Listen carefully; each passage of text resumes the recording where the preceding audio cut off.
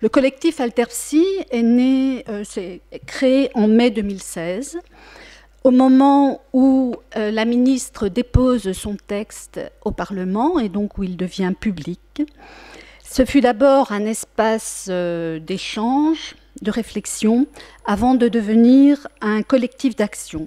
Au moment du vote de la loi, nous passons donc aux actions, et les premières actions ont été les actions juridiques. Toutefois, très rapidement, il nous est apparu que cette nouvelle loi ne posait pas simplement la question de qui pourrait continuer à exercer ou pas, mais définissait une approche de la psychothérapie et de la santé mentale qui ne correspondait pas à notre vision et qui sous-tendait un modèle de service, de soins et plus largement une politique de santé qui répondait à des exigences économiques plus qu'aux besoins de la population.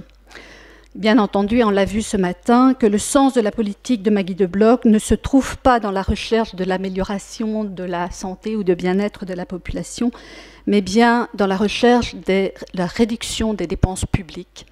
Ça va au-delà, ce qui nous est imposé va au-delà de la santé mentale. Nous n'avons pas non plus une vocation d'être un syndicat des praticiens de la psychothérapie, ni simplement une vague temporaire contre la loi Maggie de Bloch.